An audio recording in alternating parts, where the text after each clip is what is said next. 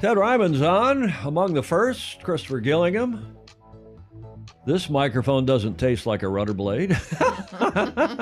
Christopher and Jane. Nice to hear from them. I was talking with them this week. In fact, a little interesting development we'll tell you about in due course. Welcome, everybody, to show number 629.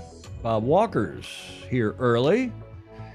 Bob Walker in the middle of the country, the USA, the good old USA. John Emmett, good morning, everyone. Good afternoon and evening. He's still in Kiel. Rick Bannerow is with us. Rick, of course, in Ridgewood, New Jersey. Well, not of course, he is in Ridgewood, New Jersey now, not Connecticut. Jonathan Frank down in where it's really hot in Texas. Really hot.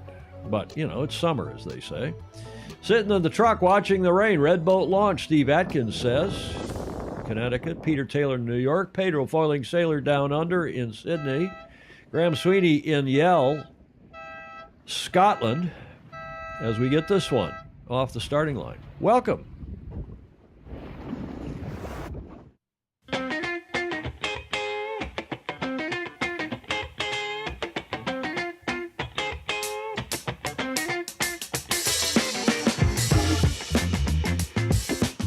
Yeah, this, you might call this, Julia, the Orca Show. Uh-huh. Huh? Orca. The Orca Show. We're going to be talking about orcas again, and it's some interesting developments, some Croutonicism as well. Hi, everybody. We're live again from Studio B here at the Beach Street Yacht Club. And my co-host and Major Domo, Commodore of the Beach Street Yacht Club, coordinating producer. And a few more titles. And a few more titles. Welcome to all of you here. I'm Tom, and that's Julia. And we appreciate your joining us on this Friday. Show 629. 629. I hope you all had a great Wednesday when we celebrated the June solstice, the first day of our summer, the longest day of the year. It was actually Wednesday morning early at 07:58, was it? Mm-hmm. 14:58 UTC. And today, of course, Julia, is midsummer in Sweden. They celebrate it on the Friday between the 19th and the 25th. A lot of countries do the same, the Scandinavians in particular. Sweden's midsummer today, Friday. You're probably hard at it in Sweden. We probably won't have Mark Husted or anybody else on here because they are celebrating midsummer. Yeah, we showed you that video the other day. Yeah, it was a good one. Huh? How much fun nice it is. One. Yeah. It's a great time in this this time of year in the Northern Hemisphere. It's winter down under, but they're still sailing. They're still carrying on and having a good old time. I've spoken with a lot of our friends in Australia and New Zealand, particularly Hamish Ross, over the last couple days, and we have a quote from him on this whole orca madness.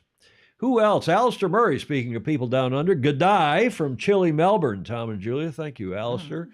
Julie Aarons, whom I spoke with after the show on Tuesday at some length. Hello, it's a little chilly here because of the wind. She's in Cleveland, Ohio, on the south shore of Lake Erie. Ed Worley down in SoCal. Don Lunabos across the bridge from us here. Fritz Mueller in Miami, where it's also summertime, hot and humid. Alex Kent saying psyched for the OYRA. What's that mean? OYRA from, I guess, from San Francisco to, what's HMB? Tomorrow on the Swan 48. Sorry, I don't even know our local racing, Alex. You have to fill us in a bit. And everyone else who's, I think we've mentioned. Half Moon Bay. Half Moon Bay. Oh, so it's down around outside in the ocean down south. Okay, got it. Thank you, Julia, for that. And thank you, everybody, for joining us. This is kind of strange news.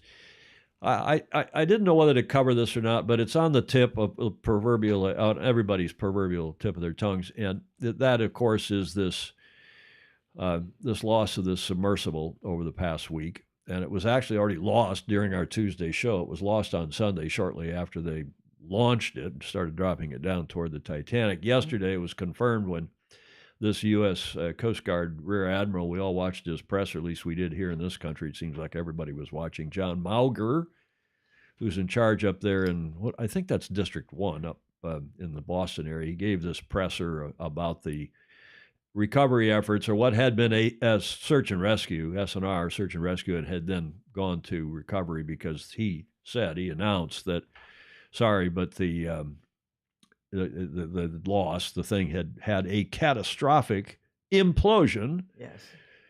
When it was only about 3,500 feet deep. It was just on its way down. And the Titanic's something like, what, 2 miles down? Yes. And, I think the reason for talking about this a little bit today is because it is the ocean. It is what we're all about. And it's just a reminder, as John Schaefer, our FOSI, told me earlier this morning, a long talk with John, I'll fill you in on that, about how bloody dangerous the ocean is and can be. And powerful. And powerful, and even more so than the space in many ways, because of the pressures involved and the temperatures involved and so on, and the lack of ability to rescue people from down under. So that meaning not down under in the Antipodean sense, but in down under, down deep in the ocean. So the gentleman, the Rear Admiral, gave the press conference, and something we all knew. As soon as they called the press conference, Julia, you knew that the thing was up. Sadly, the submersible had been lost because they wouldn't have called the press conference otherwise. And all this, I mean, the media, I'm sorry, this whole week between the Orca and this thing, the media saying, oh, they're hearing noises. And you go to bed and you wake up the next, well, they're hearing more noises. They weren't hearing any noises, at least not related to the sub. They were long gone. On Sunday, last weekend. Stingray has a comment here. I heard a recording right before the trip down to the Titanic. The British explorer said, with my $250,000 fare, do I get a meal? And the ocean gate captain said, of course. About 2 hours after departure, we're going to make you spaghetti carbonara. Stingray, and Julia, let's don't read any more Croutonic captions like that, because frankly, Stingray, sometimes, we got to be a little more discreet here. There were some really bad jokes, like I didn't circulate, like the orca whales with somebody was interviewing them a la my opening slide, which is completely different, and saying, no, we don't know anything about the submersible. And it's too raw, it's too early, and several of you already sent some other cartoons that I thought were frankly just not correct. So let's cease and desist from that if we may, but in recognition these people did lose their lives. And okay, you pay your money and takes you buy your ticket, you pay your ticket and takes your chances, as they say. But sad loss of life. This from the BBC. And inside the vessel were Ocean Gate CEO Stockton Rush. Now, he's originally from the Bay Area. He's in the middle of this shot, middle of this photo of the five. British businessman turned adventurer Hamish Harding, far right. Father and son, the Pakistanis Shahzada, I guess, and Suleiman Dawood or Dawood, who are members of one of Pakistan's wealthiest families. I mean, they were paying $250,000 to go down, apparently. And Paul Henry Nargeolet, a former French Navy officer and leading Titanic expert of considerable repute. I mean, everybody that talked about him just said he was an amazing human being. And let's don't get into it yet, but we got to ask whether this was correct or Croutonic. And my view is, hey, everybody knew what the deal was. They knew this was experimental. They knew it had not been certified as a beyond an experimental vehicle, and he pays your money and takes your chances. So, having said that, it's still a tragic loss of life, and something that I hope everybody learns from. This is a lot of media coverage, obviously, 24/7 for the past few days. Here is Reuters this morning. An ROV, or remote operated vehicle, from the vessel Horizon Arctic discovered the tail cone of the Titan submersible approximately 1,600 feet from the bow of the Titanic on the seafloor. The ROV subsequently found additional debris. We got confirmation within an hour that there had been a loud bang at the same time that that comms were lost. A loud bang on the hydrophones, loss of comms. I knew what happened. Sub imploded. Okay, it goes on to other newsworthy stuff, and I obviously cut that out. But yeah, it is. As Joe Holtzman says, a tragic loss of life. That video from Reuters, as I mentioned. But this guy, James Cameron, who's quite a switched-on guy and has been down to the Titanic himself and other submersibles some number of times, a couple dozen times apparently, right, Julia? Yes. Is that right? Mm-hmm. So this interview with the Daily Mail, you've just seen an excerpt from it, but I want to play a little more of Ocean it. Gate shouldn't have been doing what it was doing. I think that's pretty clear. I wish I had been more vocal about that, but I think I was unaware that they weren't certified because I wasn't really studying it. I wasn't really interested. Stockton Rush asked me if I wanted to go out there and dive this season. You know, I wasn't interested. There was a lot of concern about this outfit and this sub. A lot of concern, even to the extent that I wasn't involved in it because I was making Avatar 2 at the time, but a lot of them got together and wrote a letter to Ocean Gate and said, you have to certify. You cannot take people down. It's irresponsible, and it could lead to catastrophe. Monday morning, when I first found out about the incident, got on a whole bunch of calls and emails. It's a small community. Within an hour and a half, I had the following information. They were on descent. They were at 3,500 feet. They lost comms and tracking. The last one being the critical one, because the transponder that's used to track a sub during descent and on the bottom is a fully autonomous system. It's in its own pressure housing, and it has its own battery power. So for them to lose comms and tracking at the same time, sub was gone. There was no question in my mind. For days, I tried to run other scenarios that could account for it. I could come up with nothing. So the next thing I did was contacted a few more people and managed to track down, there are acoustic networks around. Some are research, some are intelligence. We got confirmation within an hour that there had been a loud bang at the same time that that comms were lost. Okay, so that's the point. This goes on. You seen some of it in that Reuters excerpt a minute ago, but this is the Daily Mail. The full, he's been excerpts from this have been quoted all over the news, CNN and Fox, and at least here in this country and BBC I saw. So the point is, and the reason our Navy, our Navy can't, or any other military source, CIA and anybody else, cannot reveal sources and methods, as Boomer Bland would say, who's a submariner, and he's on here. He's one of our great foes. He's forgotten more about this than any of us will ever know, probably. But the point is, the ocean, as some of you said, can kill. The point is, the Navy has for 40 years or more had a series of sonobuoys on the seafloor, on the surface, and everywhere else for listening to subs, listening to noises worldwide, not just in the North Atlantic, but particularly in the North Atlantic, I guess. And they've upgraded those from time to time. And they heard then on Sunday, at the same time they lost contact with the sub. That's now come out in the press finally here. Oh, yeah, by the way, when they lost contact with the submersible, they also had heard that it either was an explosion or an implosion, and they knew it. But, of course, they got to hold out hope, and they've got to tell the families, hey, this is not looking good, and they don't want to go say, hey, this thing's over until they're quite sure, which getting the French and I guess it was a French and an American both, had ROVs, remotely operated vehicle. Is that what that stands for? So it was Croutonic, and this thing went on and on and on. Oh, yeah, they hear banging noises. Yeah, right. Everybody wanted to believe that. Well, they did, but that's still, excuse me.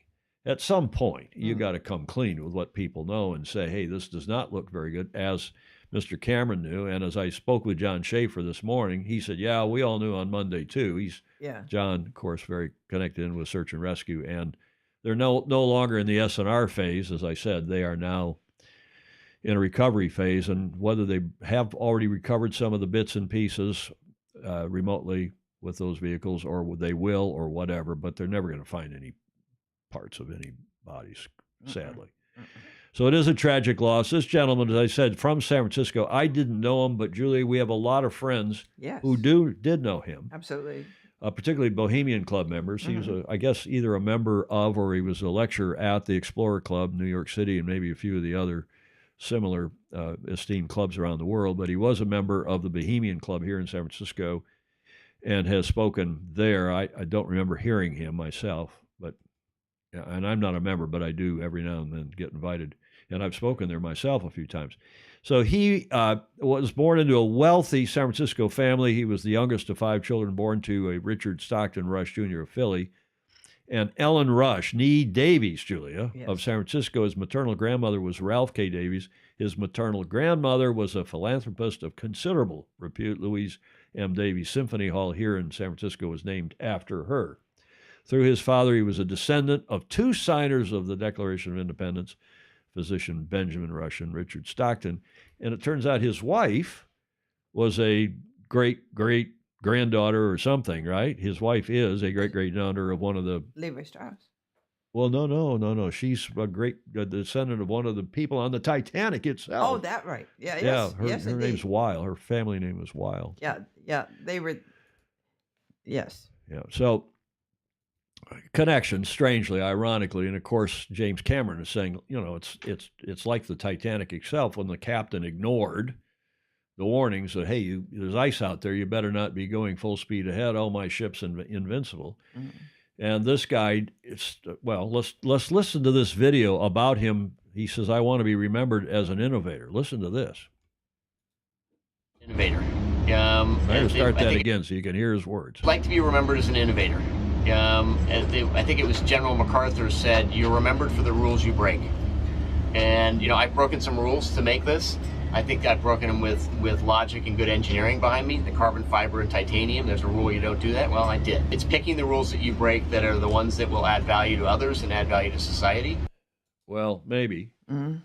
But these, as James Cameron and others have said, you send these submersibles down and they are, again, I should have Boomer Bland on here. He knows more about this. He is on, I think. He is, but I mean, I'm saying live. Maybe if there's some follow-up on this, we can get James J. Frederick on here, who, as I said, a graduate of our U.S. Naval Academy and also a submariner. He just commented, Stockton was arrogant and deluded.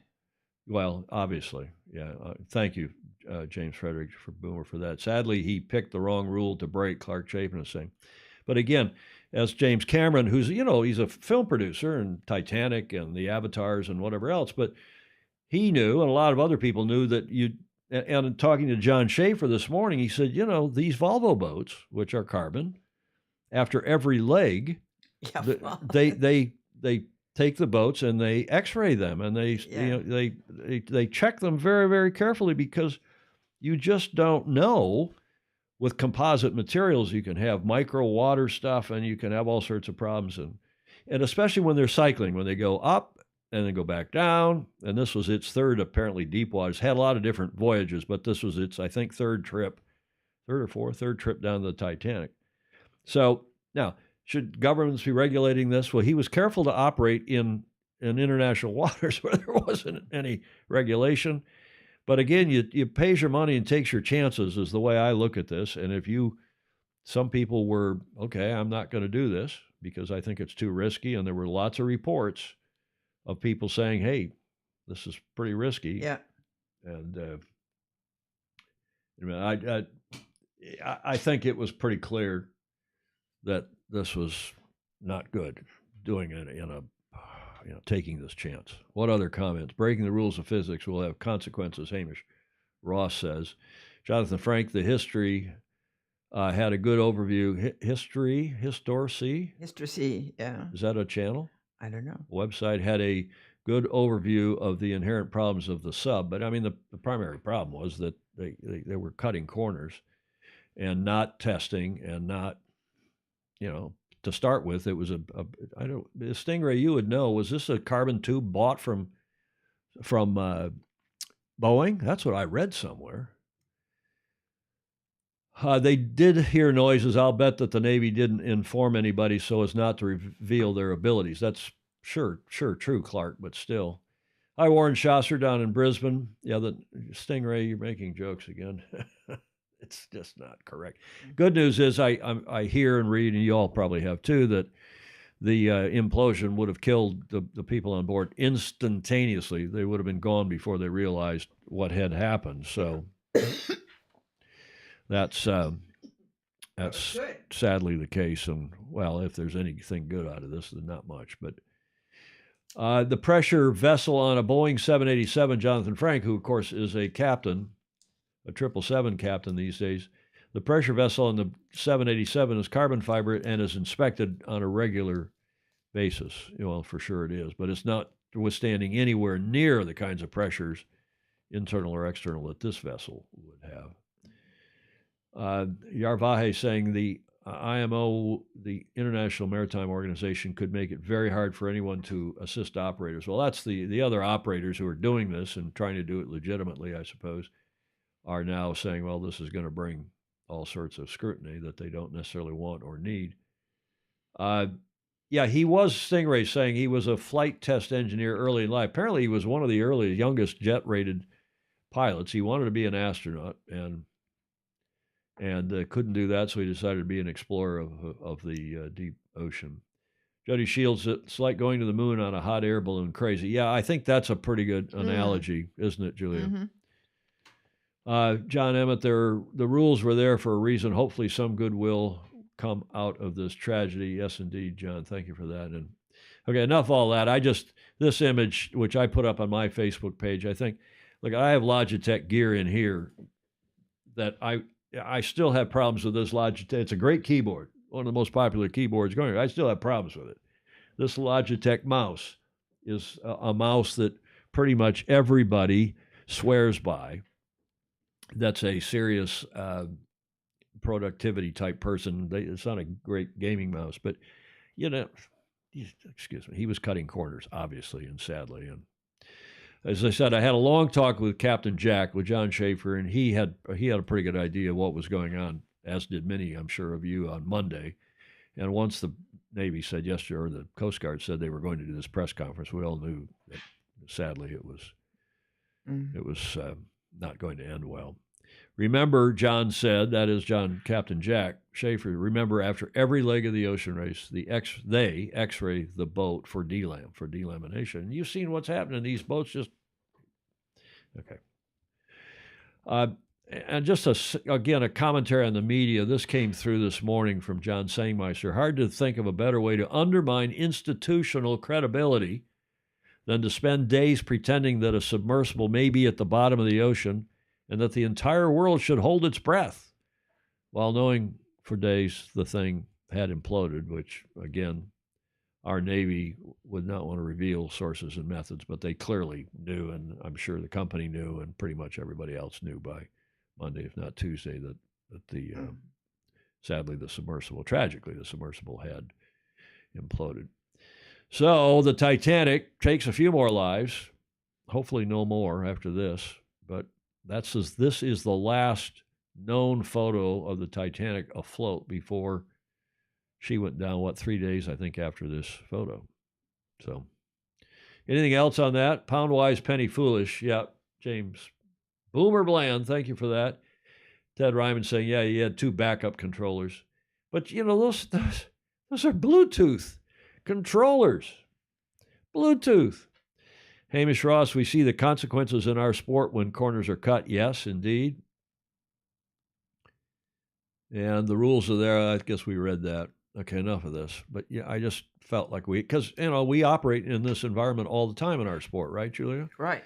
And we've got to, once again, it's a good reminder that we got to be damn careful, lest we have another repeat of. We learned from what happened in the Fastnet in '79. We learned from what happened in the Sydney Hobart in the 98, and so on. Mm-hmm.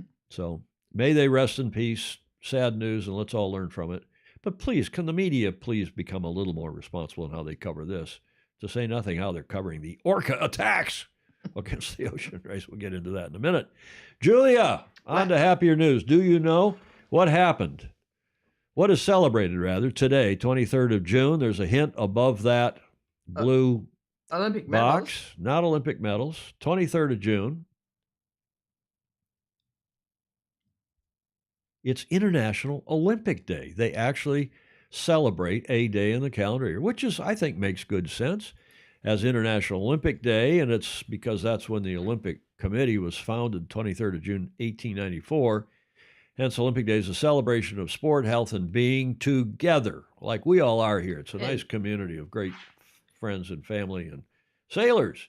It Yes. invites everyone, this Olympic Day, however, invites everyone around the globe to be active and move together with purpose. On the 23rd of June every year, participants from all over the world will commemorate the day the IOC was founded at the Sorbonne in Paris, where Pierre de Coubertin rallied the revival of the ancient Olympic Games on this day, 1894. Now, this, go ahead. It was a good idea. Yeah, I think it's a good idea, too. I agree. The theme of this year's day is Let's Move, which aims to inspire people around the world to make time for daily physical activity. Good point. Good theme. While the world is moving faster than ever, people are moving less, with research showing over 80% of young people, particularly, fail to reach the daily activity level recommended for optimum mental and physical health. So, Julia, we should move. We can exercise. Yes. Before we do this show, we try Yes. to move, right? Right? You're now walking with your walker again. I am. Couple three, that's good. So you're up and about. I try to walk, and I must say I don't have it on now, but I have this Apple Watch that our friend Alfredo gave me. Mm. And the Apple Watch, you have one, Mm. but it gives you, if you tune it in to do various things, but it gives you walking and motion and a couple things. But it gives you a notice every X many minutes. I think it's 30 minutes, maybe it's an hour, whatever I've Stand got up. it set to. Stand up, move around, which I find myself doing anyway, just because I'm antsy. But we got to move. And breathing deeply. We got to move. And these kids that don't move and don't get any exercise, let it be a lesson to all of us, and let the IOC's day today remind us that what did Andy Rose say about movement? Motion is lotion. Mm. Motion is lotion. That's nice. And that's what, he's had a couple of setbacks health-wise, and the doctors are saying, Andy, you got to get up and move around. You can't sit at your damn desk all day making money, which is what he does. Motion is lotion. Here's the video. The most common global answer on why don't you exercise on a daily basis is, I don't have time. But we all have time, even for things we don't want to do, like dentist appointment, meeting with Dan, taxes. The difference is that we have them in our calendar. That's why this Olympic Day, June 23rd, for the first time ever, Olympics is leaving no room for excuses. Presenting the Olympic Invite. Imagine being invited to exercise for 30 minutes along with world-class athletes to make the most of that half-an-hour squeeze between your shift and your annual veterinary checkup.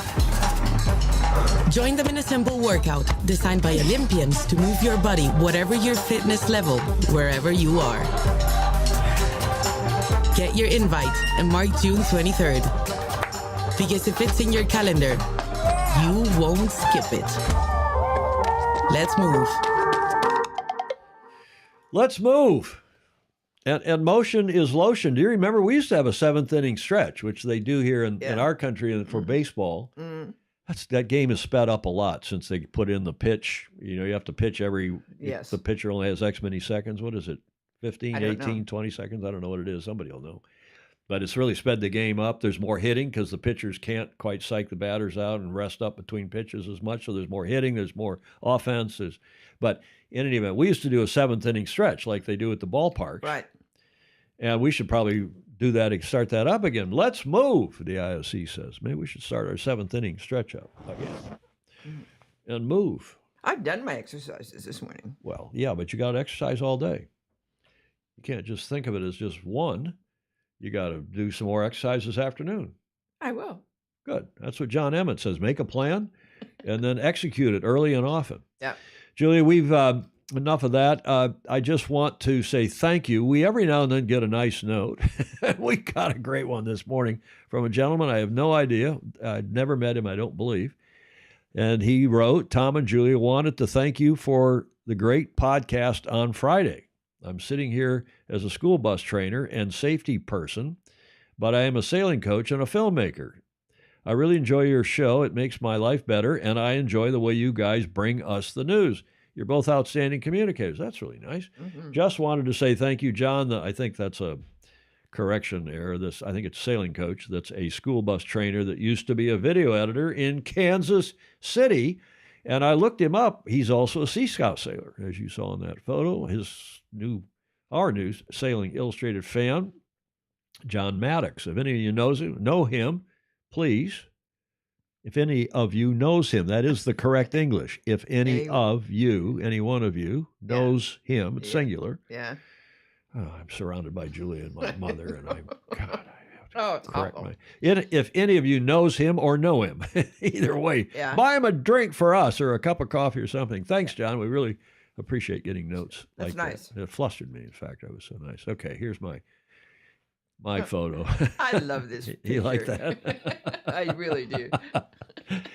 It's time for John Emmett for our Coach's Corner with Super Fozy John Emmett, who, before we play his report, which he actually gave us last night because he's so busy here in Kiel,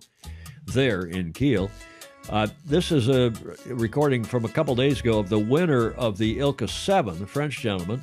I thought was really a nice interview, so we're playing that before his report. Keeler Walker. Interesting regatta so far. Man to my right of the Ilka 7 champion. It's been a hard week, but a worthy champion. Introduce yourself and tell us how it all went down. Hey. Hi, my name is Alexandre Boite. I'm from France, from La Rochelle. I'm 23 years old, and I'm here in Ilka 7 for the Killer War.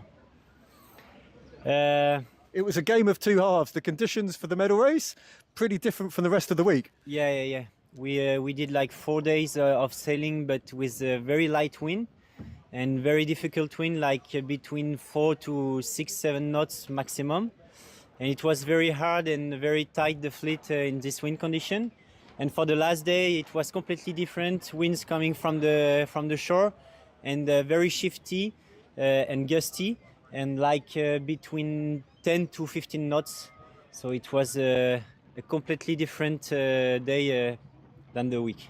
And just tell us a little bit about the preliminary days. You had some long days on the water, my friend. Yes. We spent like 7 hours the 2 days before. And yesterday we came back at like 8 o'clock. It was very, very long.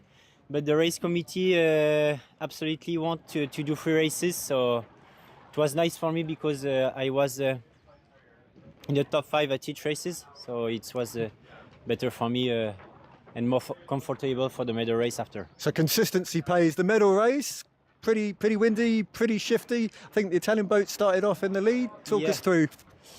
Yeah, I thought the left was better at the beginning before the race, but finally it was the right, more consistent and more wind every time. So I ran the first mark 4th, and the gate it was exactly the same. I was 4th, and I would like to control the guys to go to the right before I had to finish. I needed to finish in the top 6 to secure the gold medal. But you were actually moving up the fleet. Yeah. So I went to the right with all the guys, and I controlled the fleet. And the wind and the big gust come from the right, so I can cross and run the top mark first, and then I finished second. Yeah, I mean, really solid way, nice way to end the regatta. What's next for you? Next for me, it's the World Championship in Scheveningen. I'm glad you said that. I still struggle. Yeah. In Scheveningen, and it's in mid of August. And I will do the French National in mid-July also with the youth guys. Awesome. Well, maybe see you in Holland. Yes, maybe. Thank you. Thank you very much. Thanks. Well, that's John's report from a couple days ago with the winner of the Ilka 7 at Kieler Voka. Nicely done. And here's his report from last night in the Golden Hour. Hi, Tom, Julia, and all the Fozy. So sorry for the slightly shorter video than normal. Please do like, share, and subscribe to the YouTube channel. Trying to get some content for every show. So 2 quick points today. First of is make a plan. And the second thing is try and do things sooner rather than later, because you never know what's going to crop up. So I'm actually recording this after the first day of racing at Kiel Week. You might be able to tell from my background, but the sun has already set.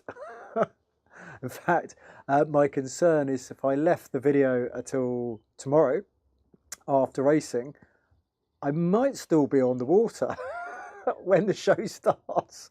So I thought I would record early. And then at least I have something in the bag, and you never know, if we finish early, then maybe you'll get 2 pieces. I don't know at the moment, but I wanted to make sure I recorded something. And this having a plan, it's very important because there's always unexpected things. We say hindsight is a wonderful thing, but foresight is really important. So the race committee here have done a really good job at getting the racing in, and I'm sure they will do that tomorrow. And if that means we wait on shore until 2 o'clock and then we go out, we race till it's nearly dark, then that's what they will do to get the racing in.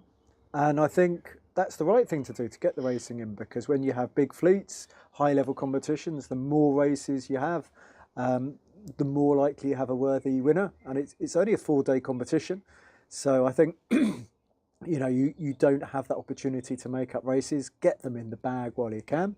But yeah, that's my top tip, is doing things sooner rather than later, because if I didn't record this now, I don't know if I'll be able to do it tomorrow. And I want to keep my 100% record.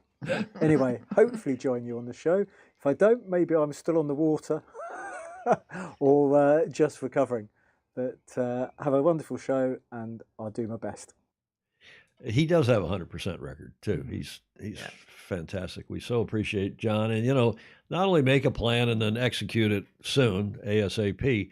I have one other rule, and that is to do it once, touch it once. Whether it's instead of putting dishes on the counter next to the sink, just if you're going to take them to the counter, wash them out, put them in the dishwasher, or wash them, put them in the dish drainer. Touch it once.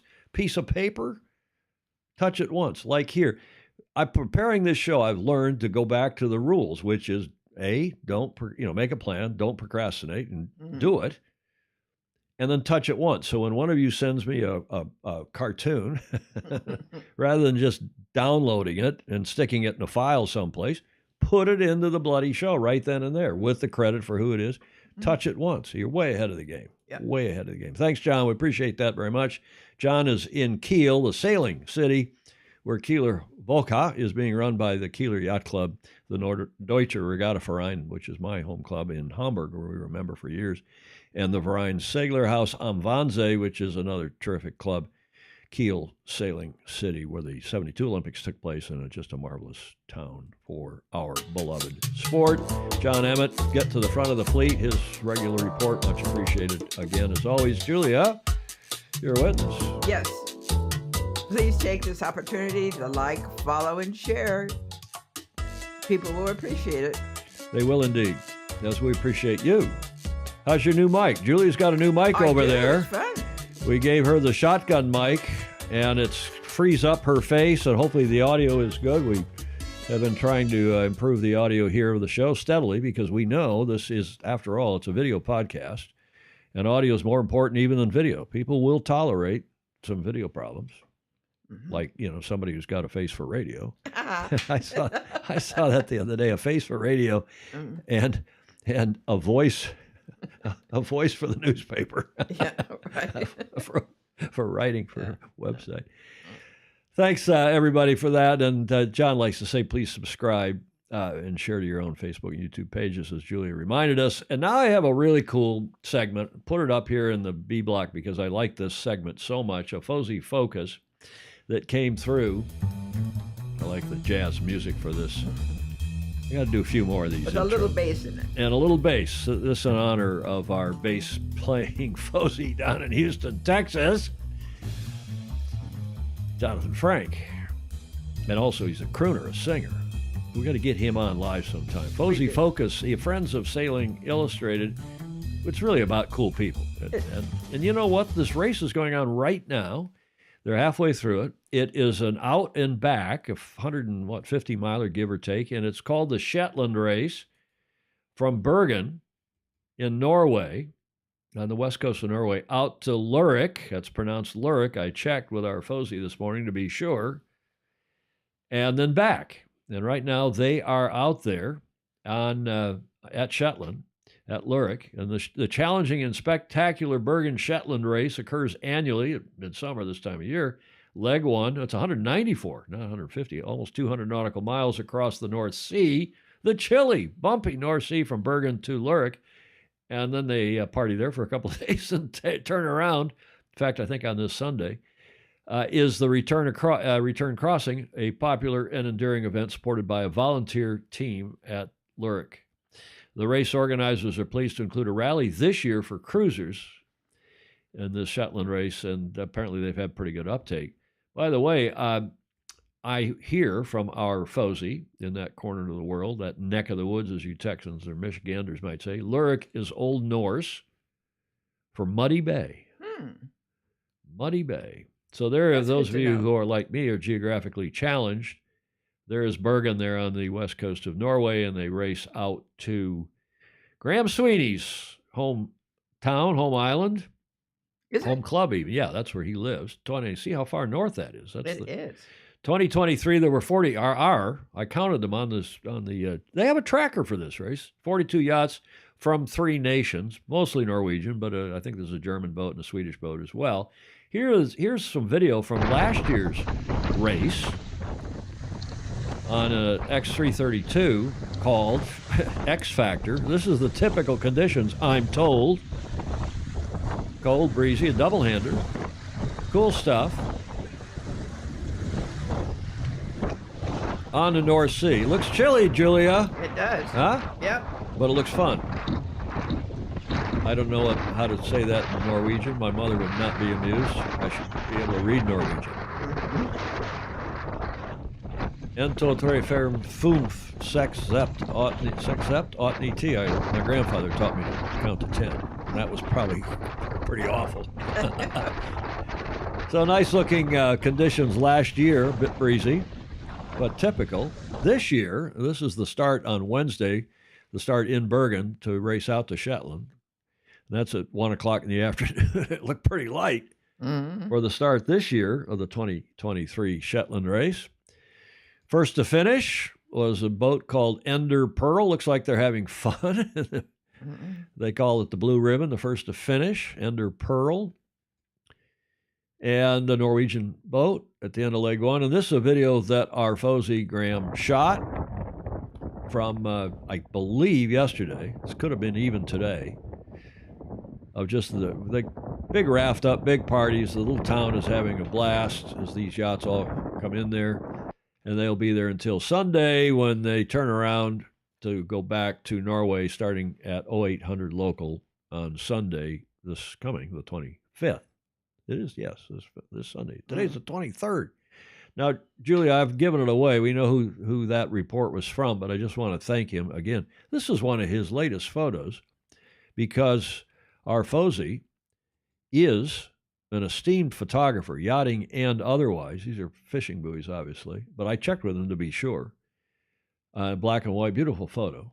He has such a great eye, as do any number of our other, like Rick Bannerow and some of the others. Just a fabulous eye. Here he is, circa 2015. So this is 7-8 years ago, I think, sailing his fin.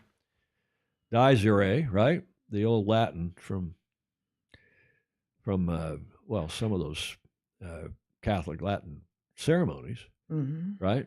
And that is Graham Sweeney. Sweeney, yeah. Today, a recent photo from his home in Mid-Yell in Scotland. Thank you, Graham, for that. Thank you very much indeed for that Fozy focus. Nice. Let's get on to the Orca. Not orcas. Remember, John Burbeck told us the plural of orca, like the plural of fish, is fish. The plural of orca, right? Is orca. Is orca. But all the media are using orcas. They're all saying orcas because either they don't know any better, or they're not grammarians like you and my mother and a few others on here. So, as we all know, the ocean race is on its final leg, probably happily on its final leg. They're headed from The Hague, Den Haag, around the corner to Genoa. And they are the bulk of the fleet. In fact, all of the fleet, except for the 11th Hour Racing, which started a couple days late due to their repairs. We'll show you that where they are in a moment. But here is today's race report.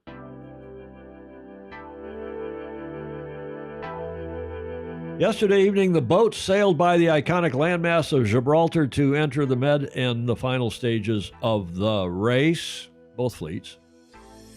Remember, the VO65s are racing as well. I It's getting tight, really tight at the front of the Imoca fleet. Biotherm have gained more miles on the race leaders. Well, the race leaders are still Wholesome PRB. Team Elitsia have also made a big gain. They sailed a slightly different track from the group, and this small separation appears to have been a good call. Nico did a really nice job bringing us through, and we could gain on the other boats.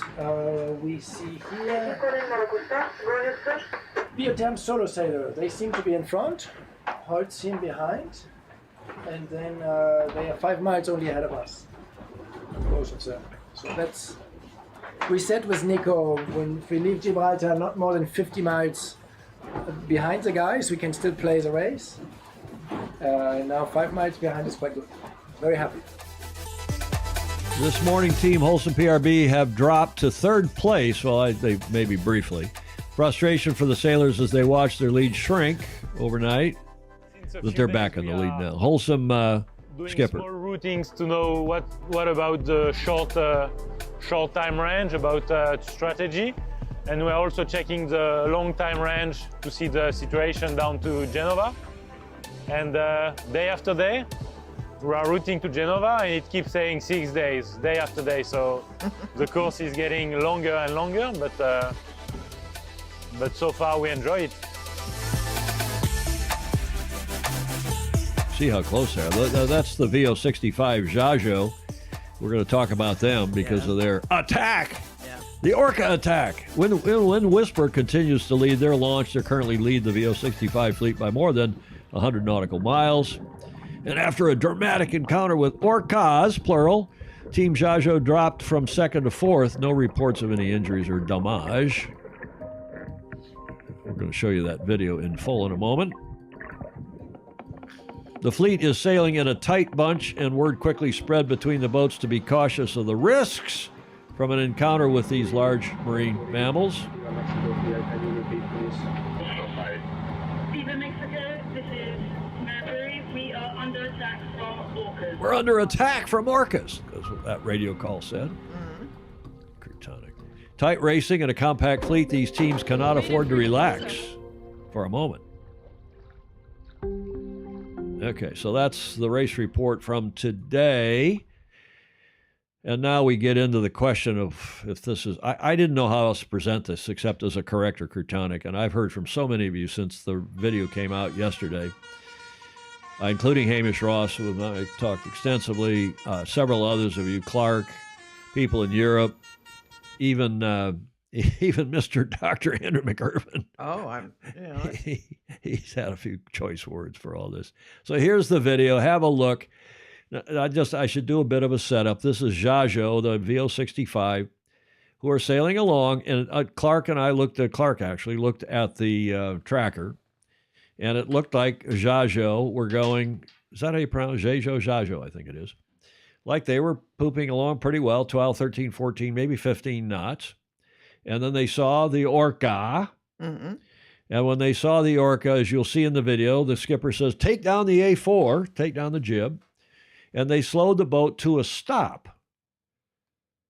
Now, the Orca can swim at cruise comfortably at 8 knots. And I've checked. I'm going to show you the back and forth with John Burbeck. Yeah. And they can swim in short bursts at maybe up to 30 knots, but short bursts, maybe for a few seconds. Yeah.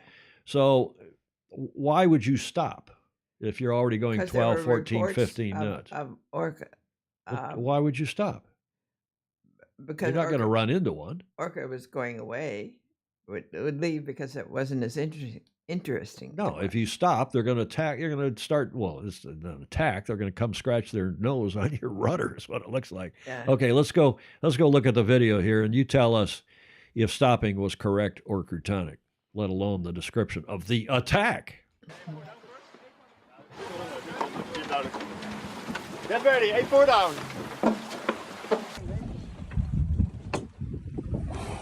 Fuck, hey. Get out of here. Wat wil je doen nou? Die was zo fucking sterk. Wow. Oh god. You gonna get the rudder? Oh shit.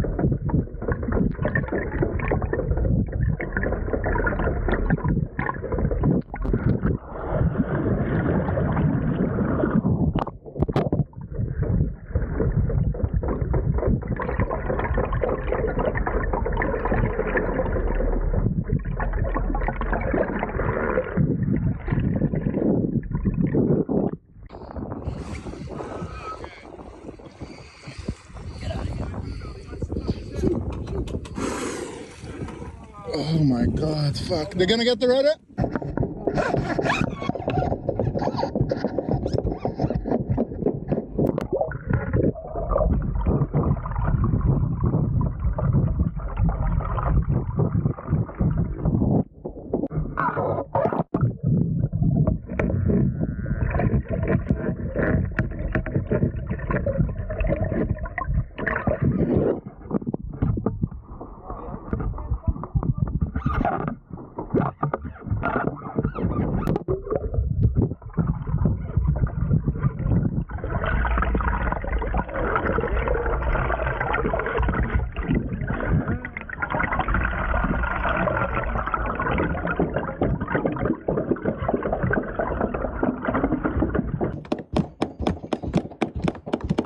Coming straight.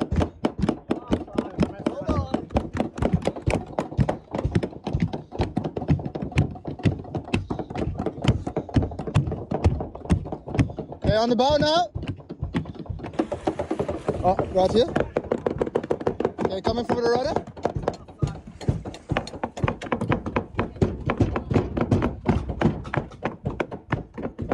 He's going for it. Oh my God.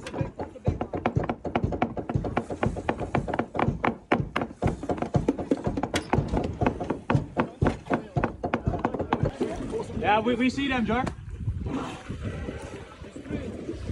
we just have to wait now. Oh, shit. I took a photo of the position. Yeah. They suck fucking impressive. That was hard, huh? That was it. We've had this before. And they less aggressive. Way less. Can we do anything about it? So sailing again, or actually racing again, because like 20 minutes ago we got hit by some orcas. Some 3 orcas came at us, straight at us, and they started hitting the rudder. Impressive to see the orcas, first of all. Beautiful animal, but also dangerous moment for us in the team. The team reacted really well. We took down the sails and slowed down the boat as quick as possible. And luckily after a few attacks they went away. It's a scary moment. Right now we were in 2nd place, and right now we were in 4th place, chasing those 2 boats again. And hopefully we can overtake them again. I'm pretty sure. But well, this was a scary moment. A scary moment. Take down the sails and sit there and take video. A scary moment. It looked like they were playing. The whale's on its back and it's scratching its... If I were a whale and I saw something that looked like a dorsal fin, you know, I like to have my head scratched and my neck scratched. I'd go up and scratch my head on the rudder of the boat. A team competing in the ocean race captured a video of an orca nudging, this is Reuters, at least they use the word nudging, their rudder. Okay, the video is interesting. The video is cool, as Stingray said. But, you know, an attack, scary, slow the boat down, let's stop and take some video. Excuse me. When you're already going 12, 13, 14, 15 knots, you can outrun them easily. Phil Walker, we generally bang on the hull to attract porpoises, Walker's saying. And you could hear them in that video banging on the wall. Yeah. I think they should have kept sailing. Gordon Smith says, I totally agree. James Frederick Bland, Croutonic BS like a soccer pratfall, like LeBron James. Hollywood. A flop. Not serious racing sailors, rather a bunch of excitable school kids tapping the hull to attract them. Where was this bags of sand? Gordon Smith asking. Yeah, that's what John Burbeck said. Yeah, Jody, pretty cool video, but it's like walking into a gang neighborhood and standing while waiting to be attacked. Pounding on the hull is like sounding a dinner bell, James Bland, the submariner, says. Yeah, Stingrays, or Clark Chapin, they were only doing 10 to 12 knots. That's still faster than the Orcas cruise, and I'll show you that in a moment. Good, relatively recent article in the Scientific American. Yes, thanks, Clark. There's a good link. I commend that to you. Clark's put that there in the comments. And it's a good read. And there again, as John Burbeck told us when he was on the show a couple of weeks ago, they're still not sure if this is if this is angst from the whales or just playful behavior. And by the way, Julia, I talked with Graham Sweeney because in the last 3 days there was reports of some kind of a boat being attacked by orca up in Shetland, up in Yell, up in Scotland. And Graham says, I've tried to find anybody that would say There's no reports. There was no positions. There's no nothing. He thinks it was Croutonic. But there have been orca on the west coast of California. Yeah, but have they attacked any boats? No, and there have been quite a few of them. So yeah, well, there's orca everywhere. They're beautiful animals, smart. So, Scuttlebutt ran. I didn't even bother clipping it because it was so Croutonic. Orcas, with a plural, orcas attack the ocean race, like the whole race got attacked. Bloody hell! So that's Reuters. At least was reasonably they ran a minute and a half long video. Hamish Ross tells me it made the evening news last night in New Zealand. The orca attacking the ocean race yachts. Okay, so I wrote to John Burbeck this morning, and he promptly wrote back. I said, John, what's the swimming speed of these things? And he confirmed. I asked him, I said, can they really swim 30 knots sustained? I read on several websites that orca, notice I used orca, thanks to John, in the plural without the S. I read that orca cruise at 8 knots sustained, but can swim for a few seconds as fast as 30 knots, but only for a few seconds. Watching the video makes me wonder why Zhaozhou stopped, which only seemed to invite interaction. There was no interaction per se, observation, yes, until they stopped the yacht, which had been doing, we can see from the tracker, as Clark said, well, okay, maybe it wasn't 15, but it was 10, 12, 14 knots. Looking like a PR stunt to many that they are hoping for an attack. Thoughts? And he wrote quickly back, he said, Tom, that is right about orca speeds. I cannot comment on whether it was staged or not. As I said earlier, the advice is to stop unless you want to try outrunning them. yeah, well, he said that before. He did when he was on the show. Now, I get it. If you're a cruising boat that's going plodding along at 6 to 8 knots, and you're in the middle of where all the these orca are trying to get the tuna coming out of, is it the tuna that they're tuna coming out of the med?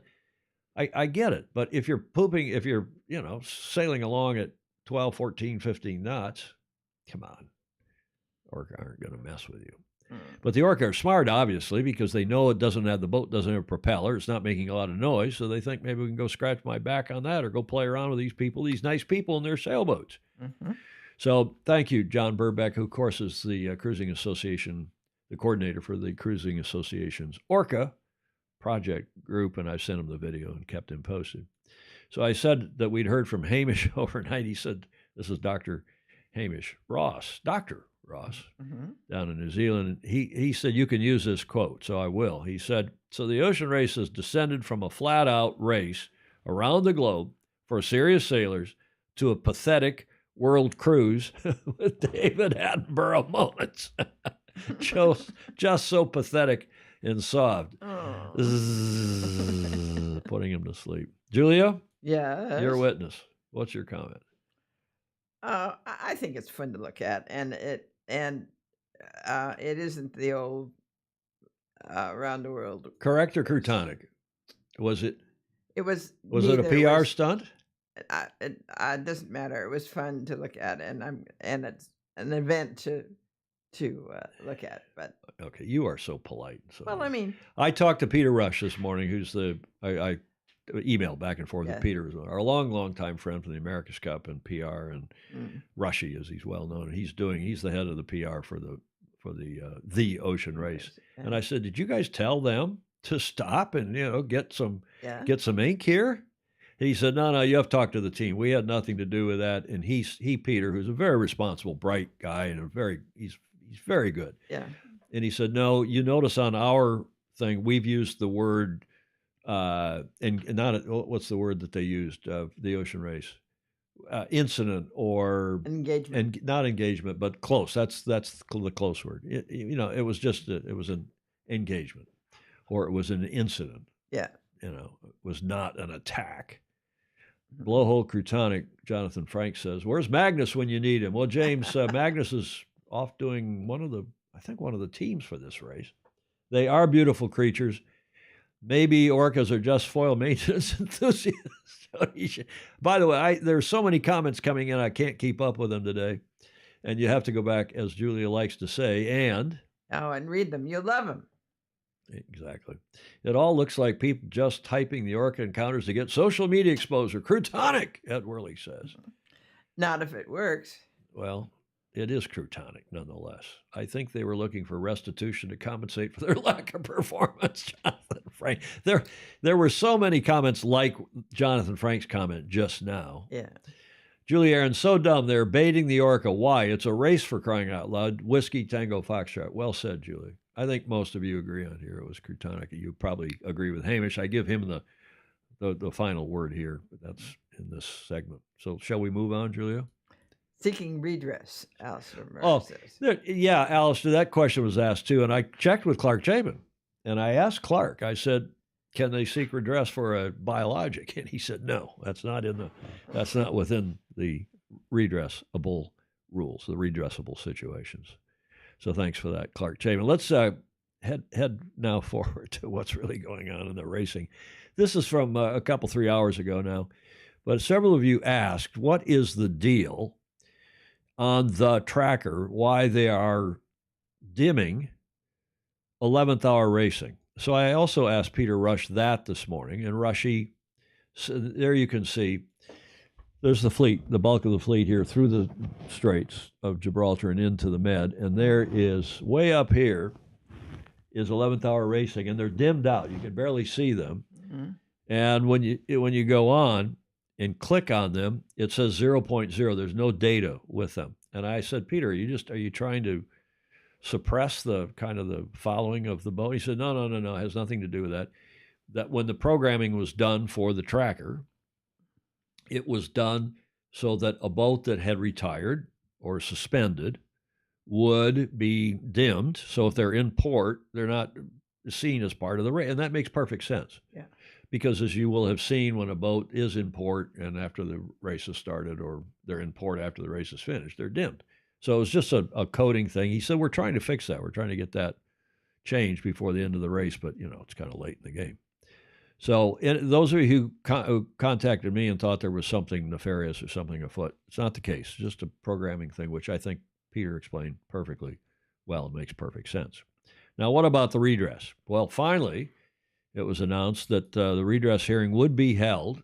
This was a release from the ocean race on Wednesday. 11th hour racing redress hearing will be on the 29th in Genoa. On Wednesday, this 2 days ago, Phil Lawrence, the regatta director for the ocean race, announced the World Sailing International Jury has provisionally scheduled that hearing for the 1000 hours, 10 in the morning, on the 29th of June. Several of you asked, well, what happens if they don't get there? That is, 11th hour racing doesn't get there in time. That's only what? 6 days from now. Let's say the 23rd, right? It's only 6 days from now. And they got to be there. They got to prepare their case, yada, yada. So they really need to be there at least the day before. And you also asked, who's the jury? Why haven't they released the names of the jury? Well, we have that for you. And Andres Perez is from Spain. He is the chair. Chris Atkins, who I know well, he's a hell of a good judge, is the vice chair from Great Britain. I've been on juries with Chris. Pauline Denberger, whom I don't know, from the Netherlands, is on the jury, along with, Line Yule from Denmark, George Priol from France, and Sofia Trukanovits, yes, I think, from Poland. So that's the jury. I'm sure that, they're IUs. They are international umpire certified by World Sailing. I'm sure it's a perfectly good and reliable and proper jury. And they will be meeting on the 29th at 10 in the morning. And apparently, you never know how quickly they issue a decision. But, they've seen the video. They've known what's happened. They probably, absent the testimony, which they have to still take into consideration, probably pretty much made up their own mind, maybe even have drafted a decision or two in case they don't have any new information when all the boats who are affected by this, when all the boats give their testimony. As Clark said, quite properly, they're all entitled to be there at the hearing. They've all been invited to the hearing one hears, which is proper, as Clark Chapin told you would be the case. Our rules guru, an expert. Yes. Right? Thank heaven. Thank heavens for Thanks heaven for Clark. Thank heaven for all of our FOSI. It's just nice to get that report from Graham Sweeney, for example. So what about 11th hour racing? And they put out a little statement. If we can get to Genoa by the import race on the July 1st, we can rejoin the competition, hopefully to go and win the series, which we currently lead. That is the import series. If we cannot guarantee our arrival by then, we would miss that race and also the final race awards ceremony that night. But we are at the mercy of the wind gods. Sci-Fi, Simon Fisher, their navigator, is constantly downloading new weather and running the routes. Do you say routes or routes, Julia? Well, I say Tomatoes and tomatoes. Yeah. We are watching our ETA like a hawk, and it's hovering on June 30th. There's no margin for delay. So if that's what it is, they're going to have to pull in someplace and at least let Charlie hop in a car or get on a plane and get over there to prepare for that hearing. One would assume, but there was. Is he with them? Yeah. Oh, yeah. And there he is in the photo with Sci-Fi. Here's a little more. This means we at some point have to decide whether we roll the dice and enter the Med. And, they're deciding whether or not to even go so far as entering the Med, where the wind gets predictably fickle and our options get more limited, where to pull in and so on. Or whether we accept that being late and missing the grand finale isn't really an option. The latter would have us park the boat and get to Genoa another faster way. So there's your answer, and I suspect that's what's going to happen because I don't think they're going to get around, and especially as how light it's been. Yes. Apropos of which, Clark's he sent us 3 charts today, and I'm just using the one, but here's the VMC, velocity made good to the course chart, and you can see how relatively slow for the IMOCAs this has been, an average only on this entire leg of the leader of only 7, almost 8 knots. And right now, 11.5 knots. But it's been quite a slow leg, and it's been, the Med is light. It's summer. It's summer in the Med. Yeah. It's a bit light.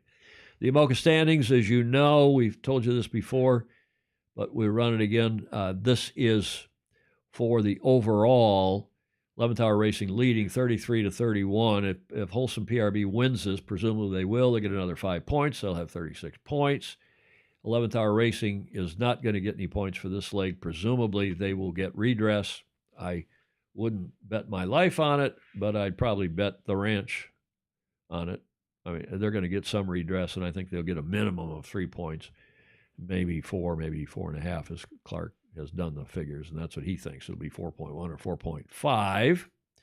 Add that to their current score of 33, and they'll have 36 or 37 points. If it's 37, they've won outright, even if Wholesome PRB wins this leg, because they'll have a point or more. If it's tied at 36 each, if 11th Hour Racing gets 3 points and Wholesome PRB wins and they're on 36 points, then the results of the in-port racing will prevail, and their 11th Hour Racing will have won that, or at least finished way above Wholesome. Even if Wholesome were to win the import racing in Genoa, import race, there's one on the 1st of July, as you will know, and they get 20 points, they're still well behind 11th Hour Racing going into that final import race, even if 11th Hour Racing doesn't make it. Julia, there's one other reason for why they want to get there. I mean, you heard them talk about the prize giving. They want to be there for all the pomp and circumstance, right? I would. But there's also an announcement came out this morning. I didn't have time to shove it into this show, but I will on Tuesday. There's a big deal, 50th anniversary of the Whitbread, and then the Volvo Ocean Race, and now the Ocean Race that's happening in Genoa. And they've got some of the boats that have participated since the get-go. They have Sir Robin Knox Johnson there. Just from memory from reading the PR. They got Sir Robin there. They've got Paul Kayard as a former winner. They got Dawn Riley as a former participant. And any number of the other winners and participants will be there for a big 50th anniversary celebration. Oh, that would be great.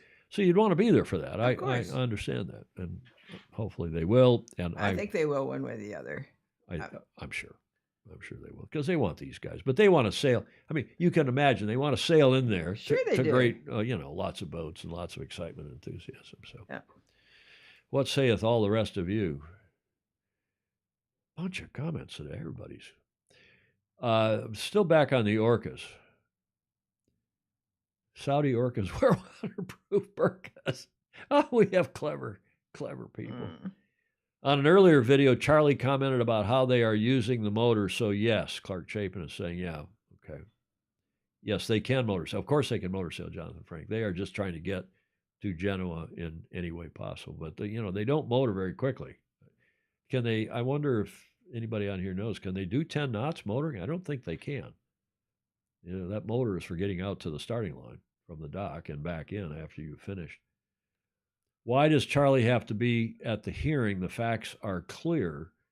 Steve Adkins is saying, well, I think he feels, the jury will want to hear from the skipper. He was on the boat. He's the leader of the pack. And yeah, their rules advisor could represent them or one of the other people. But I think Charlie himself would want to be there and make the presentation and make it quite clear. I would if I were Charlie. Yarvahe saying that this crude round the world race that's coming up looks more interesting. We'll see. Anything else on all that before we move ahead here, Julia? No, but I love the picture still. How about the rolled tongue? I know. I had to look around for that. One other point about the orcas, we should say. Do you know how many human beings have been killed reportedly? From everything we've read, I've read, talked to John Burbeck, and so how many human beings have been killed by orcas? Like 10. In captivity, 1 or 2. Yeah. One of these marine theme parks like SeaWorld, one of these places. A few, one handler maybe has been killed and a couple others injured because, why do you keep these whales in captivity anyway? They want to get out in the open ocean. They want to go scratch their heads on the bottoms of rudders. They want to play with their calves. Right. And, these are, what's the word? Matrilineal? Is that the right word? Uh-huh. These are orca pods led by women. And the men kind of go along for the fun. And then when the men mate, they go mate. These are how smart these animals. They go mate. And then they leave. No. They go mate with a woman with a female, a female in another pod, so they don't have any cross. Oh, I didn't see that. Yeah. They don't have any DNA problems. They leave their current pod and they go mate with a female in another pod, and then they come back to that pod. I mean, these animals are beautifully smart.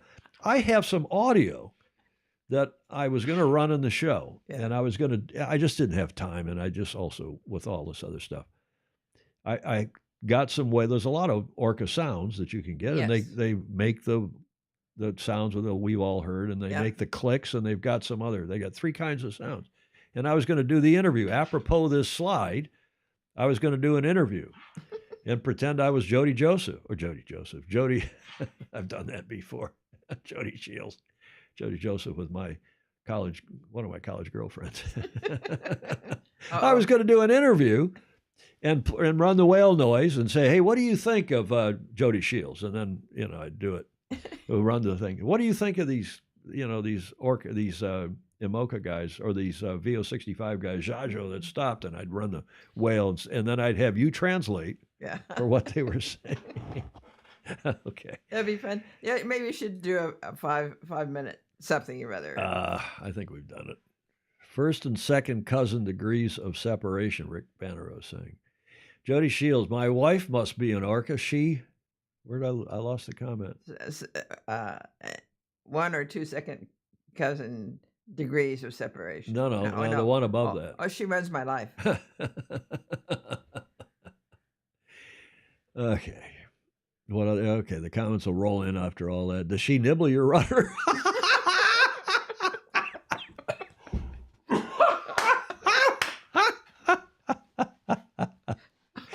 The comment of the year. Huh? Julia? Yeah. That's the comment of the year from Graham Sweeney. Does she nibble your rudder? Oh my goodness. Do you finger? No, that's not even a finger wag. That's you can do what you want. That was so clever, don't you think? It was funny. That was good. Do you remember the Johnny Carson, the late great late night host here in this country, and he had the wife of Arnold Palmer or somebody on, or maybe it was Arnold Palmer himself, and he said, "Well, does your wife do anything?" Or Palmer, the great golfer, must have said something. I don't remember the segment, but he said something like, "What, my wife." And they've set this all up. They rehearsed it, so it wasn't quite spontaneous. And he said, "Well, yeah. Does your wife do anything to bring you good luck during a tournament?" And he said, on live television. She polishes my balls. And Johnny Carson, the host, said, without missing a beat, he said, well, I'll bet you that makes his putter stand on end. Oh. No, it was Mrs. Palmer. Maybe Clark Chapin is saying, so maybe he was interviewing Mrs. Palmer. Do you do anything for your husband? Yeah. To give him good luck during the tournament? I think Sweeney's comment was even better. Yes. Jody is saying, Graham Sweeney, not often. In response, yikes! Joe Holtzman is waving his figurative. Yeah. Finger. Does she nibble your rudder? And Jody is saying to Graham Sweeney, not enough. It often has barnacles on it. Oh, okay. Now, Jody, that was over the top. You can wave your finger at that one, Jody. Yeah. Huh? I recommend anti-fouling. Oh. We better move on, Julie, before we get in trouble. I know. Do you know what happened? I'm laughing so hard, I'm not sure I can do the rest of the show. Do you know what happened on this day, 23rd of June, 2016? Julia, you have any idea? That's fairly recent. That's 7 years ago. 2016 America's Cup? No. No. 2017, the Cup was going on. They'd Yeah. completed 4, maybe 5 races in Bermuda. Mm-hmm. I looked at that to see if there was anything significant, but there was no racing on the 23rd. But here's your first clue. Any help? What do those people look like they're doing? Counting ballots. Good eye. Exactly right. Where do you think that was? Varhey's got it. Yar Vahey's got it. Brexit. Vote count underway in the UK on this day, following a UK-wide referendum on today, the 23rd of June, 7 years ago, in which 51.89% voted in favor of leaving the EU and 48.1% against it. Voted to remain a member. Prime Minister David Cameron resigned on the 29th of March. The new British government, led by Theresa May, had a lot of PMs lately in the UK, formally notified the EU of the country's intention to withdraw, beginning the process of Brexit negotiations. The withdrawal, originally scheduled for the 29th of March, was delayed by the deadlock in the British Parliament after the June 2017 general election, which resulted in a hung parliament. I've never heard of that. I've heard of hung juries, but never of a hung parliament, and a hung a few other things, in which the Conservatives lost their majority but remained the largest party. This deadlock led to 3 extensions of the UK's Article 50 process, which, of course, is the process to leave the EU if you do, in fact, are exiting, in this case, Brexiting. 7 years ago today, that all got underway. And, a lot of sailors, even people who are of a conservative bent, I would say, politically, because they're dealing with the European, with the continent all the time. And this has caused John Emmett and Andrew McIrvin, a lot of people who are going back into the RORC. Right. It's a major, because now all the regulations and back and forth, it's kind of like us racing into Mexico. It used to be easy. And since 9/11, it's become very difficult for yacht clubs here in SoCal, or in SoCal, right. Not here, but in California, to run races down to Mexico because of all the additional regulations and paperwork and red tape and so on. This day in history, the UK in 2016 voted to leave the EU by a very small margin. You would think that if you're going to do something like this, you'd want it to be a more significant margin, but that's what it said under their laws. It was just a simple plurality, I guess is what you would say. The proponent of the Brexit BS had the perfect initials, BJ. Oh, Stingray. People are Croutonic today. That was Jody Shields is cheaper to scrub. Oh my gosh, they're back and forth. Quite right, Tom Yarvahe is saying. It's a disaster, and it's made our yachting life, we think of ourselves as being a fairly international crowd and fairly worldly, but I understand politically why you would want other countries calling the shots on your immigration policy and a few of these other things, and maybe your monetary policy. Of course, the Brits had their own money. They kept their money. They kept the pound. Yeah. So it's a tough issue. It's a tough issue. But Brexit continues, at least for now. Any other comments? Hard to believe it's been 7 years, 6 years. What year was that? 16, did you say? 2016. 7 years. It was 7 years. Okay, Julia, anything else on all that? No. Okay, let's dip into a little dip, since we're talking about sailing and water and yacht racing. A little update here, AC37 Cup date. New York Yacht Club is now sailing, training, as of yesterday, in Barcelona. They had their AC40 delivered to Barcelona, and they've got a team over there, and they have been sailing. Here's a video of that going on. You see a lingy there in the background? Uh-huh. A little check-in maybe between those two, even though I don't think that's permitted to have a bit of a check-in, joint training session. I'm not sure about that, but I don't believe it is. Let's have a look at the video. Today we've had the first sail in Barcelona in the brand new AC40. What are your first impressions of the venue? Oh, it's great to be here in Barcelona, and was really nice to get out on the water with our Boat 2 Magic, AC40 Boat 2 for American Magic, and yeah, it was really great. Good day today. Perfect. Now, a lot's been said about the Barcelona sea state. Was that present today, and what were your first thoughts, first impressions about that sea state? Yeah, there was a decent sea state today. It was really big yesterday, and so it is definitely still pretty big today. And it was it's different. It's definitely a new challenge and something that we're all going to have to get used to. So it's definitely worth being here to check it out. Shoreside, how have the preparations and the base setup, how's that gone so far for the team? Yeah, the team has been working super hard for the last few months. There's been a big group of people over here for a while, and they've been working really hard, and the base is really coming together. It's taken a while. It's definitely a lot of work, but the nice thing is now we're here, and it's our home for the next 16 months. So it's pretty exciting to be here and to start operating out of our permanent base for the rest of the way through the Cup. It's gonna be really good. And how are you and the team enjoying Barcelona as a city? How's everyone settling into the new home for what will be the next 16 months? Yeah, everybody's really loving it. It's been great. We're all settling into our various apartments and team housing and getting sorted out with all of our visas and immigration and figuring out all the bars and restaurants and supermarkets, and it's really fun. It's a good atmosphere, a lot of nice people in Barcelona, super friendly, helpful. Had a great experience at a shop last night and just had a really fun time buying outdoor furniture for my patio with some local people. So it was really great. It's been a good experience so far. Just circling back to the yacht, in a short while we'll have two AC40s, one in LEQ 12 mode, plus Patriot on site. Can you give an insight into what the program will be shaped like going forward? Yeah, there's going to be a bunch of two-boat sailing with the AC40s through into the fall when we're leading up into the first World Series event in Villanova, and then later in the year we'll get into sailing Patriot here in Barcelona, which will be really exciting to have a big boat out sailing here too. But focusing on the two-boat AC40 program for a couple of months to really get into some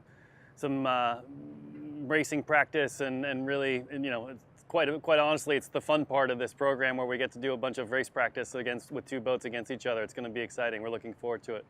Perfect, fantastic. I think that's the 3 minutes. I think. Okay, interesting. From Barcelona, American Magic, now they're sailing their AC40, and not much other news. Still pretty quiet, as the teams are, for the most part, in transition, as are the Kiwis, as are just about everybody, heading up to Barcelona now to get settled in there for the big final push now through a year from now, and then some. Year and a half, really, by the time you get into the match in October, November.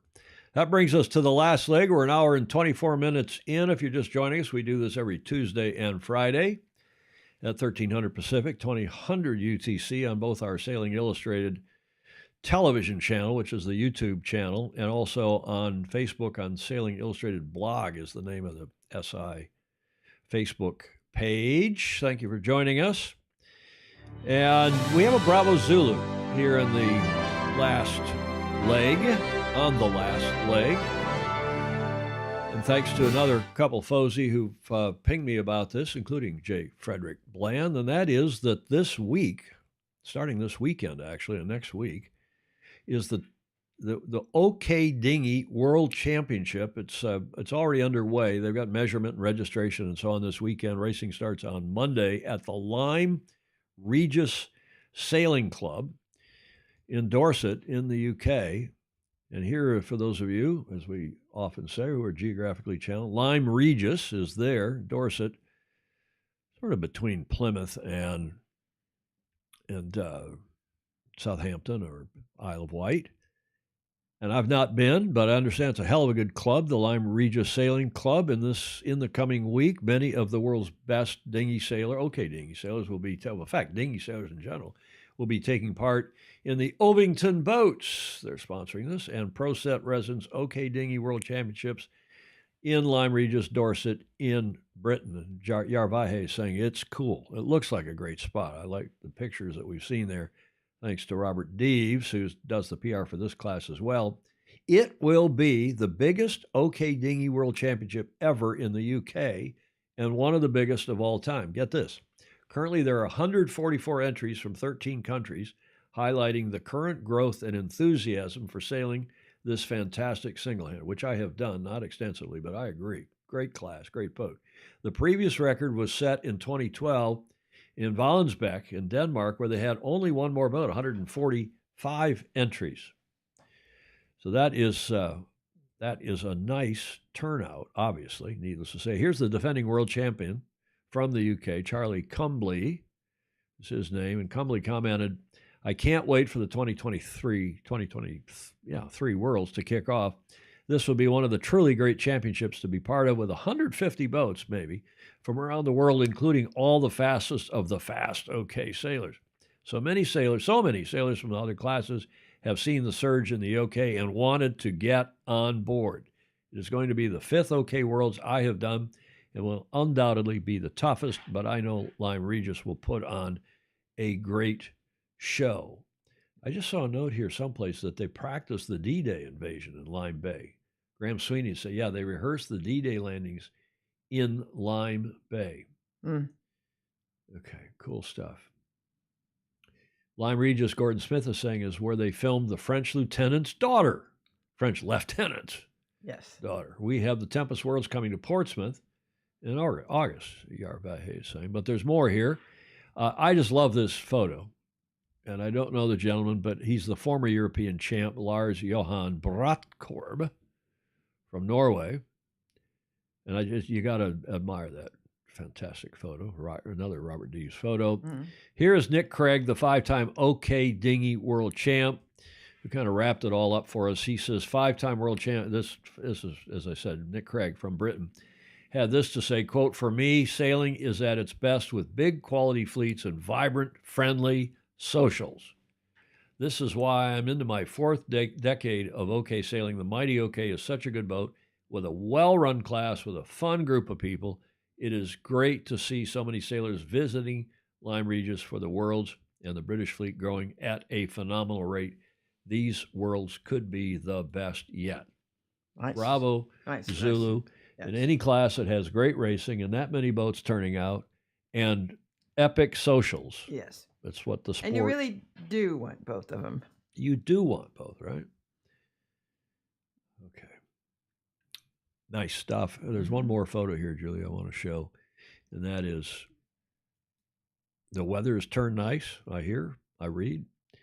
So next week, starting Monday, 26th through the 30th, good weather forecast. 10 races are scheduled at the Lyme Regis Sailing Club there in Dorset in the UK. Bravo Zulu to them. Best wishes for a fabulous regatta. Gets us to the finish line. Bill Wingrove's famous J24 photo, and we have winners of the day and losers of the day. Julia? Yes. Here is our winners of the day, the Orca. Yeah. You got to salute the Orca. They've gotten all this great PR. Eat the rich, but if you can't, eat their yachts. And they've got this undeserved reputation of eating.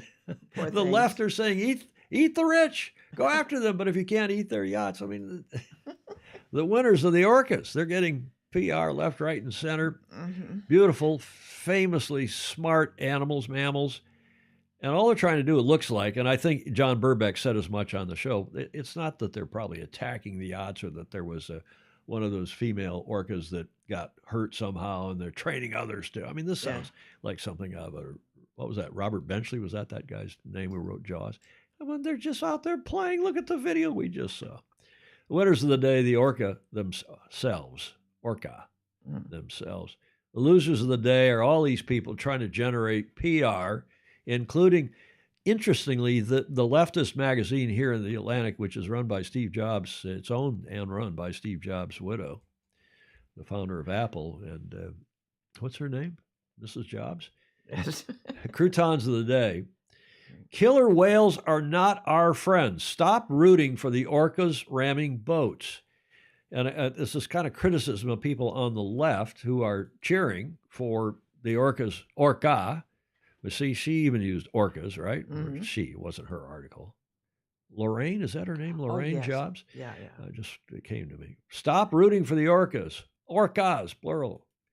But killer whales are not our friends. What do you mean they're not our friends? They've never hurt a human being other than in captivity once or twice when probably they were being abused by whoever the handler was in one of these theme parks. Croutonic media coverage of this. Yeah. Robert Benchley. Robert was his dad. Okay. Thank you, Rick Bannerow. He would know. Peter Benchley. Robert was his dad. Thank you, sir. Peter. Everybody's got it. Peter. I should remember Peter. Maybe they should tested that subcontraction on poor people first. I saw that cartoon, Stingray. That was awful. Stingray's just, he's off the charts today. Anyway, there are croutons du jour, the Atlantic, and everybody else in the media who just are rooting against the orca. They're just the poor animals. They're beautiful mammals. Whiskey Tango Foxtrot. For today. And we have some good ones. They're clean, Julia. Babe, what cologne do you have on? I feel like my whole body is loosening up. Why, it's WD-40. Is that the sailor's cologne? With a hint of duct tape. I put that in with a hint of duct tape. I mean, you know that's how we sailors operate. If you don't have a bottle of WD-40 and a big roll of duct tape handy, you can't get your boat off the dock. No, and the whole thing is if it won't move, use WD-40. Right. And if it moves too much, use duct tape. Exactly right. Fixes everything. Exactly right. That's sent by who else? Ted Ryman. Now, this one, Julia, is a bit, shall we say, well, it's funny. Clark Chapin sent this. English sailors on the HMS Dolphin in 1766 discovered that native women on islands would trade sex for iron, and they began pulling nails out of their ships to the extent that it was causing loss of the ship's structural integrity. Gosh. Well, it's true. I've read that before. Clark sent that in, and he asks, Clark asks, trading nails for screws. Oh, God. Oh, Clark. Well, you can shake your finger at him. You can shake your finger. It's up to you. They trading nails. It's still not quite as good as the comment from Graham. What was Graham Sweeney's comment? Huh? That's the funniest thing I've seen on this show. I'm still laughing. Here's one. Especially for those of you who grew up with septic tanks like we did in Michigan. This from Julia, our mutual friend Mario Schumann, who's from Germany originally and been living here for 30 plus years. Straight flush beats a full house, right? Yes. He just recently had some experience with that. What, up at your house? And did your septic tank up at... I didn't overflow, but it was clean. It was cleaned. Any other comments? Here we go. I remember having to pull that, the pull the grass or the sod or whatever was on top of the septic tank top, that big cement thing, and lifting it up and putting the pipe. Oh man, I remember doing that as a kid. I was in charge of the septic tank. Don't ask me why. You're the only one that would do it. No, I was just the oldest of the kids. Okay, that's enough for all that, Julia. We're an hour and 34 minutes. I told you it'd be a little shorter than 2 hours today. Julia, your witness once again. Yes. Like, follow, and share. And I would suggest that you look what happens to the stuff that you like, follow, and share, because I wasn't fully aware of what happens to all that stuff. So follow it, and you'll be interested in doing it. Yeah, especially go back and read the comments like, does she nibble your rudder? People are going to wonder, what the hell? If they just go read the comments out of context, they'll wonder, what were we talking about here when Graham Sweeney said the funniest thing I've heard on this show in months, if not a year. Become a patron if you would, if you're not too offended by our juvenile sense of humor here. Patreon.com/join/Sailing Illustrated. Give us $1 or $5 or $10 a month, please, to help keep us on the air. This is viewer-supported media. Thanks to everybody who gave us media for today, gave us images and video and audio, which is always an extensive list, contributed otherwise. Julia, final thoughts? I wish everybody strength and forward movement. How's that? Yeah, and hopefully we don't have more Croutonic media coverage of things. Have a whale stingray. That's the funniest thing he said. Have a whale of a weekend, everyone. Thanks again to Tier DeYoung and Ted Ryman and Clark. What was that when you learned how to delegate? Was that how I learned how to delegate tasks when I was in charge of the septic tank? My dad said, call the bloody septic, the truck, a honey wagon, we called it. The honey wagon. They come and pump out your septic tank. Okay. Well, we really went in deep today. Thanks, Fritzfield. Thanks, Fritzfield. Thanks to all of you. Appreciate it very much. I don't have any more news. I promised on Tuesday's show we'd talk a little bit about the 12-meter action from 40 years ago, 1983. We're going to get into that between now and September. Ed Worley has offered to do some more prep work for us on this topic, he being the 12-meter buff and America's Cup buff, and really guru expert that he is. So we'll do some more of that in coming weeks. We're also going to start up next Tuesday, the Road to the Governor's Cup. We got these 12 bright, young, cool sailors, skippers from around the world who are coming to Gov Cup later at the end of July. And between Andy and I and Matt Whitfield, we're going to get Matt to help us as well, interviewing some of these kids. Don't you think that'll be good to have Matty on here? Yes. And Rick Bannerow is going to have us a Block Island Race Week summary on Tuesday, he thinks, and we appreciate that all of that, and all of you, we appreciate very much indeed. We hope you have a great weekend, if it's already underway or about to be, and most of, at least here in the States and Europe. See you Tuesday. In the meantime, sail fast, sail safe, have fun. Ciao for now.